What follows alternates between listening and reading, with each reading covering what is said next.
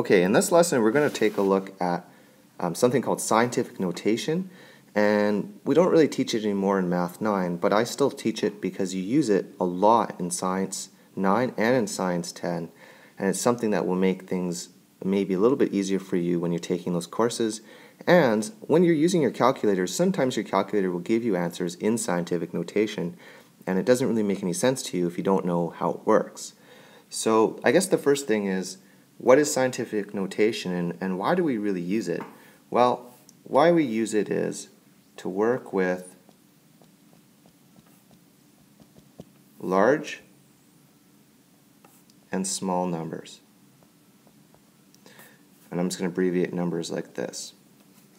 Now, the reason why we use it is, if you were, say, a scientist and you were measuring the distance between large or between planets and the distance is really large, why would you want to write a ton of zeros every time you're working with numbers? Or if you're working with something that was really small, maybe making parts on a computer, you don't want to be writing a whole bunch of zeros as well to measure something that's really, really tiny. So there's got to be a faster way. And our little rule that I want you to know, and it's the only thing you have to really remember, is that you are trying to turn the numbers into a number that's 1 or bigger, but less than 10. Fair enough? So 1 or bigger, but less than 10. And that's the most important thing I want you to remember for today. Okay. Let's move on. Probably the best way to show you is, let's just list some examples, and I think that's probably the best way to start. Let's start with 600, and we'll put something like 80,000 and 786 million. Okay, fair enough. Let's choose black. Very nice. Okay, 600 is too big, it's bigger than 10. And you can think that there's a decimal at the end of each of those numbers. And we're going to move that decimal and create a smaller number. That would turn that into 60.0. Still too big, because it's bigger than 10.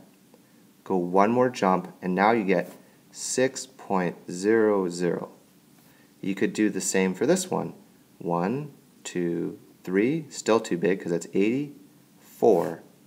So 8.000 and 0.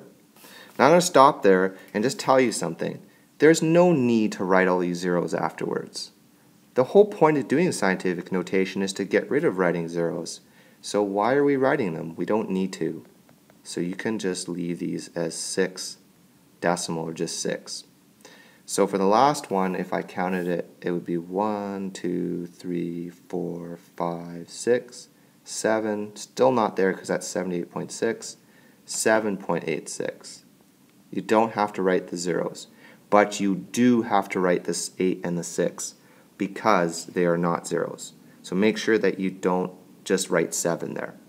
Okay, now I guess that's great. That's not the whole thing. Why did I count this out? Well, because I have 600 and I'm taking out zeros, the zeros aren't gone. I'm just taking tens out of them. So you can't just take the zeros out and pretend everything is good. You have to change it. And because we're taking out zeros, we're really taking out powers of 10. So I can think of 10 to the 2, 10 to the 3, and what that would mean is 10 to the 2 would just be 10 times 10, or 100, and 10 to the 3 would just be 10 times 10 times 10, or 1,000. So we're going to take out powers of 10.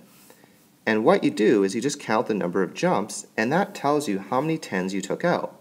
So I'm going to times it by a power of 10, and I count my jumps.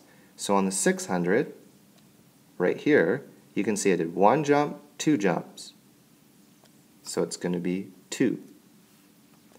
On this one, I count 1 jump, 2 jump, 3 jump, 4 jump. So that means I took out 4 tens. And on this one, I go 1, 2, 3, or I'll count the jumps. 1, 2, 3, 4, 5, 6, 7, 8. And write 10 and 8 jumps.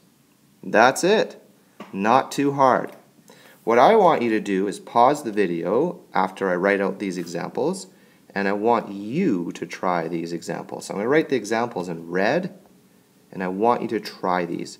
So this one will be 5,500 and 822,000. Okay, pause the video, try these right now. Okay, hopefully you tried them. This one I'm going to go 1 jump, 2 jump, that's still 55, 1 more jump, 5.5. I don't need to write the zeros. And I write power of 10 and I count 3 jumps, 3.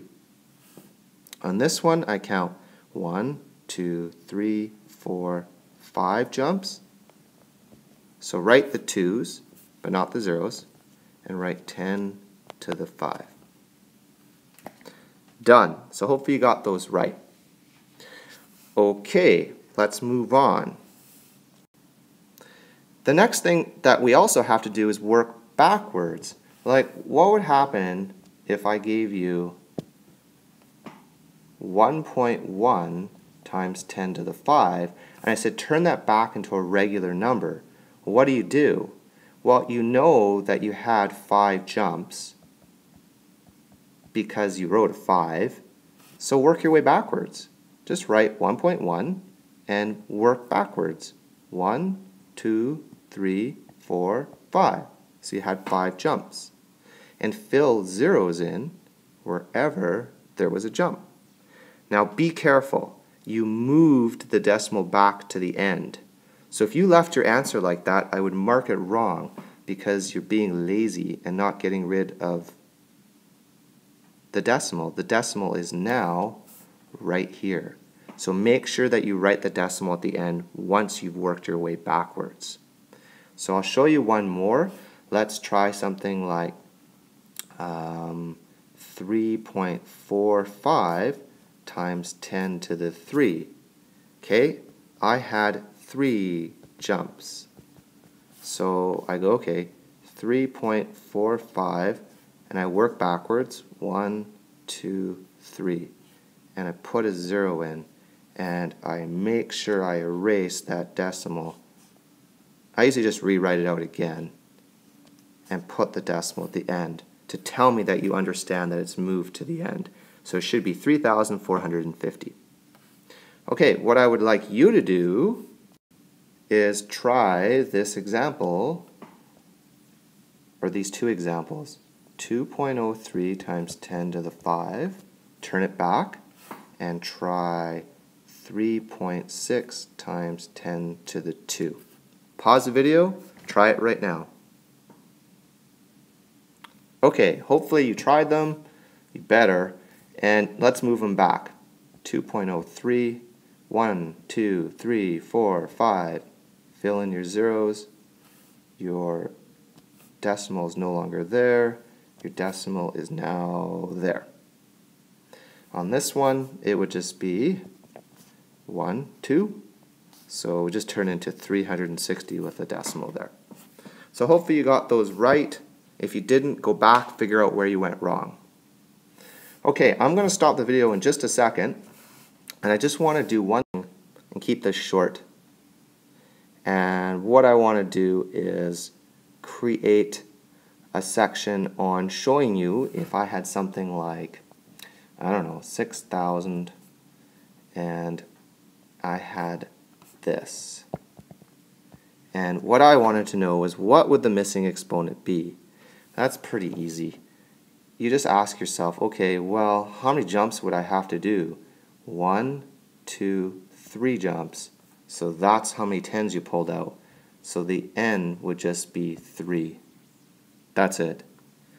What I want you to try right now is show me that you understand that. And if you don't, watch that part again and tell me if I wrote that as 3.5 times 10 to the n, what is that missing exponent? Pause the video, do it right now. Okay, you're going to get 1 jump, 2 jump, 3 jump, 4 jump. So you took out 4 10s, so your missing exponent is 4. Done. Okay, that's the end of the first part. Make sure you watch the second part, which is going to work with small numbers that have negative exponents, but I wanted to do that as a separate video.